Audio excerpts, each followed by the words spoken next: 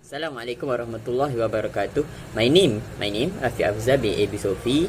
My metric is AA211088, and I will give introduction about our topic.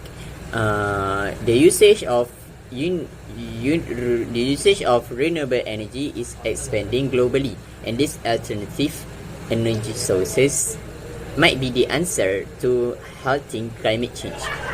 Renewable energy is produced using resources that perpetually replenish themselves. Solar, wind, hydro, geothermal, and biomass are the most often used sources.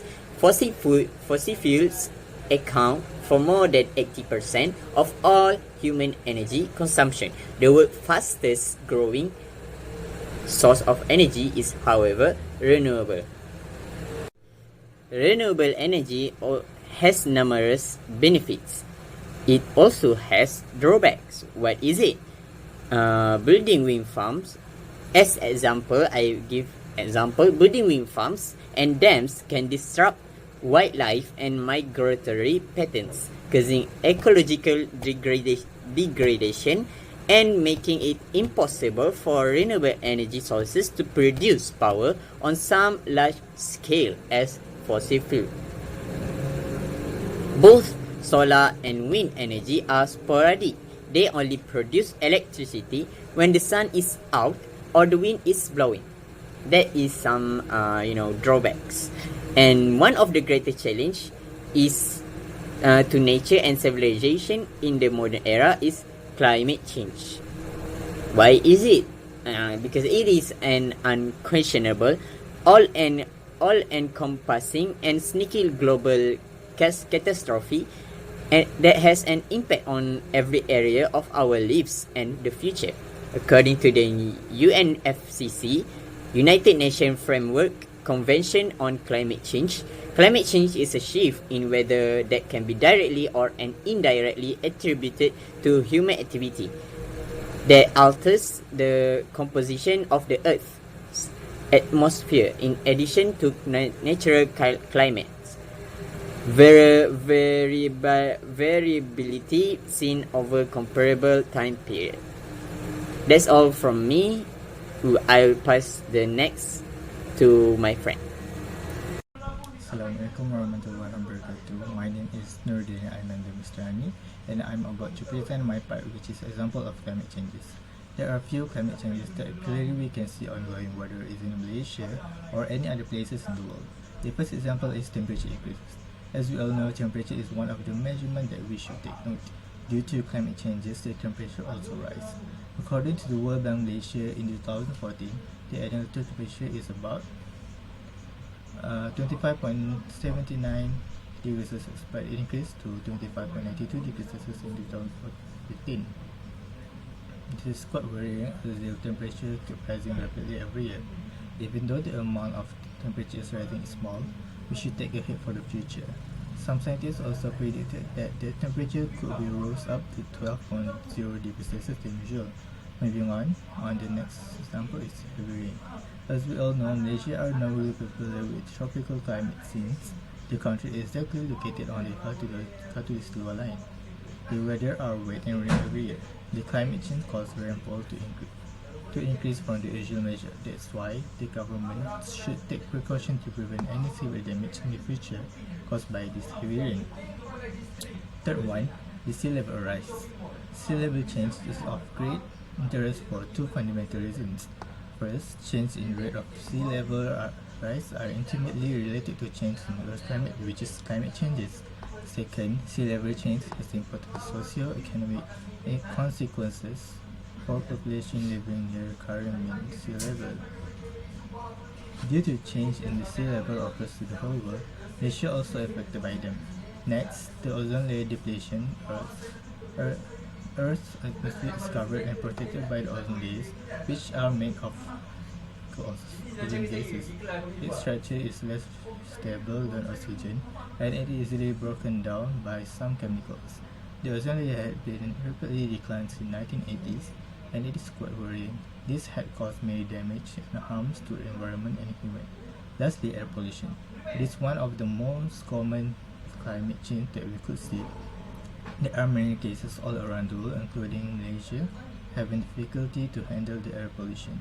In 2000s, there had been a case where API, which stands for Air Pollution Index, recorded the worst due to illegal burning from Indonesia.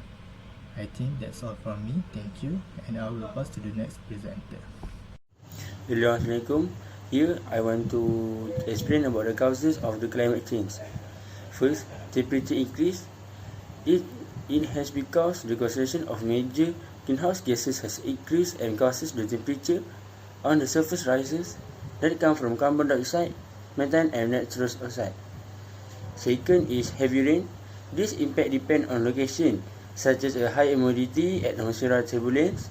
For example, one environment can produce more rainfall.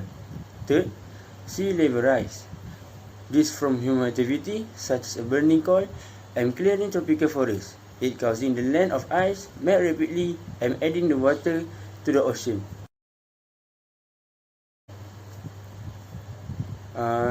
Fourth is depletion of ozone layer.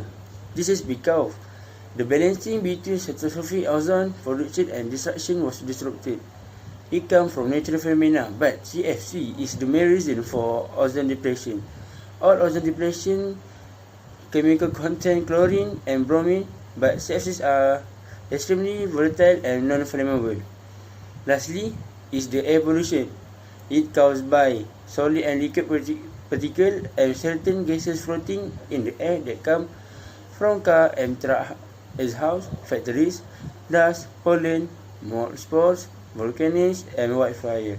It called aerosols.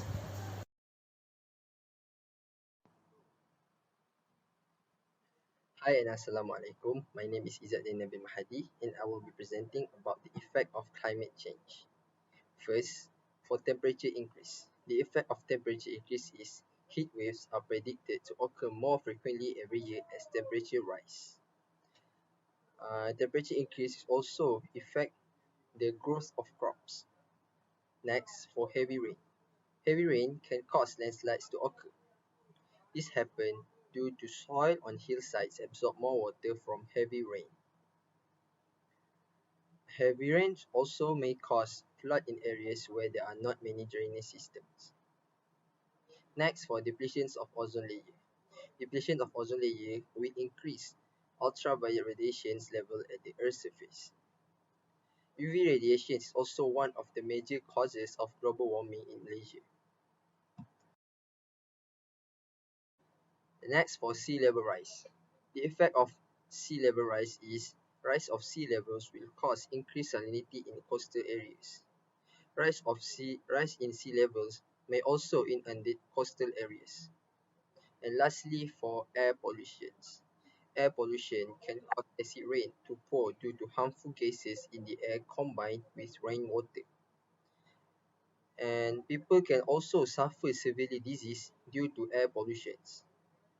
And that's all from me. Assalamualaikum warahmatullahi wabarakatuh.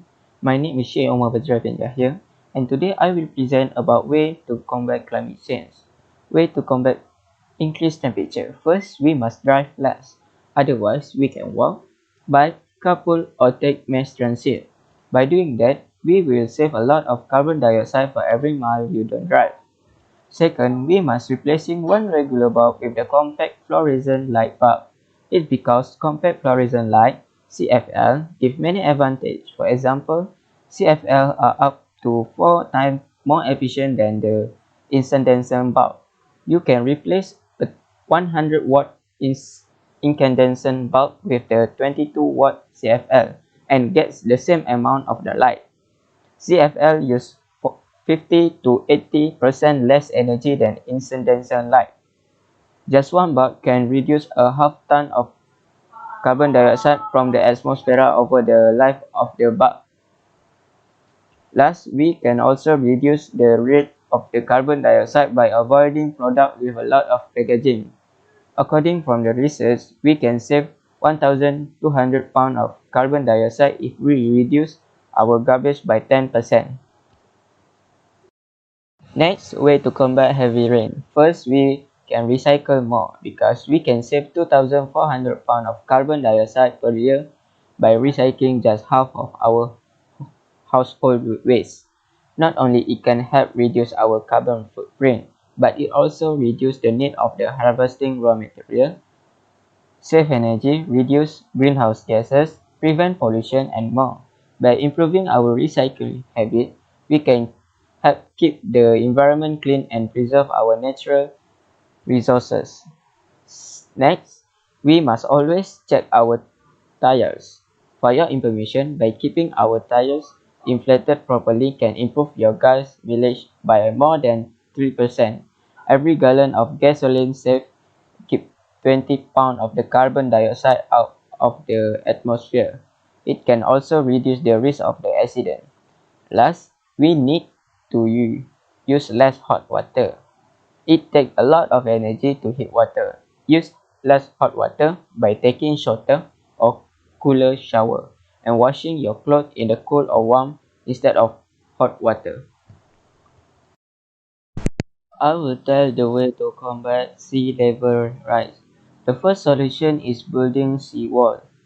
One solution that cities employ to decrease flooding from the tides and the storm is constructing seawall. These barriers are often built to the height of 5 to 6 feet above the sea level and the cost approximately $600 to $2,000 per linear foot.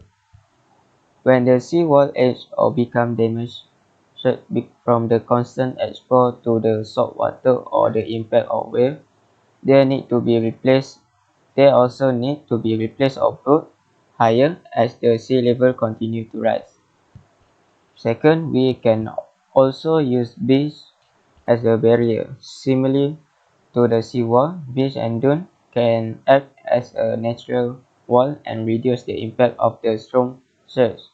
The bigger the beach or the larger the dune, the more water can be stopped from reaching home and road. The last one is the rising road. Rising road above the sea level can help drain water and reduce tidal flooding.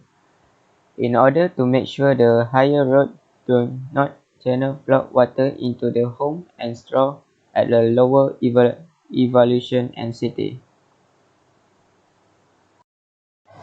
Way to combat depletion of ozone layer. First, we must use eco-friendly household cleaning products.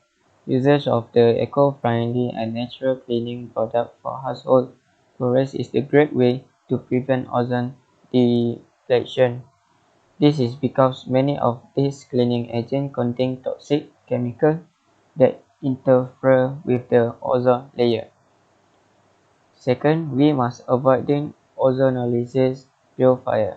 We believe that air purifiers are effective way to fight air pollutant, but they can actually have the harmful effect which we are not aware of.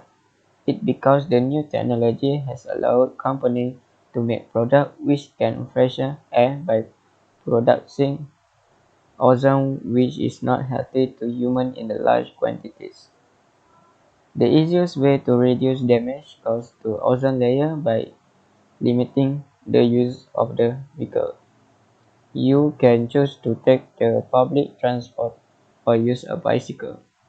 Another great way to resist the use of the car is by opting carpooling. If you don't want to, if you want to use a vehicle, then it is recommended to switch to an electric or hybrid vehicle.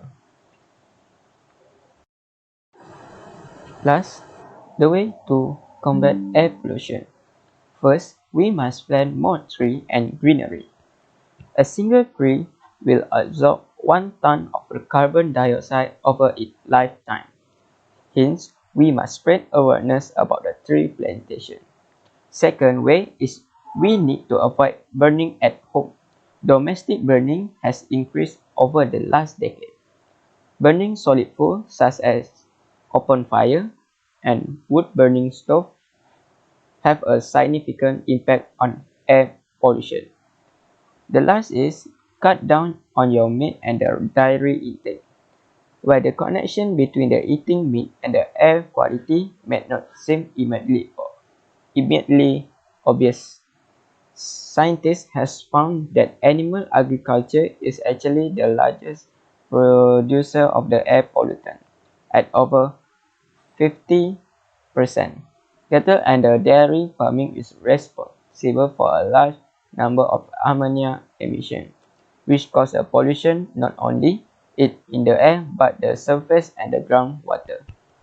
Assalamualaikum, my name is Muhammad Farid Hazim and I'll be presenting the conclusion. At the end of this research, we have concluded that climate change is a big problem that needs to be dealt with immediately.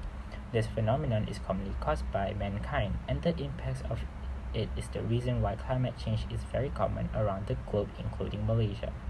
Recommendations to reduce the impact of climate change is to develop strategies including energy use policies, raising public awareness of climate change, food security, and effective forest and coastal management to curb deforestation and sea level rise.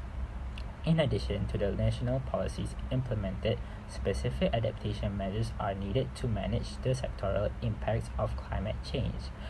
At the global level, Malaysia has sent the Climate Change Action Plan to the United Nations for the United Nations Climate Change Conference COP21 in Paris. According to the document, Malaysia plans to reduce greenhouse gas emission intensity by 45% by 2030. One of the most important recent initiatives the Malaysian government has taken on the issue of global warming and climate change in the low carbon economy. All of these measures are being taken to reduce the impact of climate change. That is all for me. Thank you.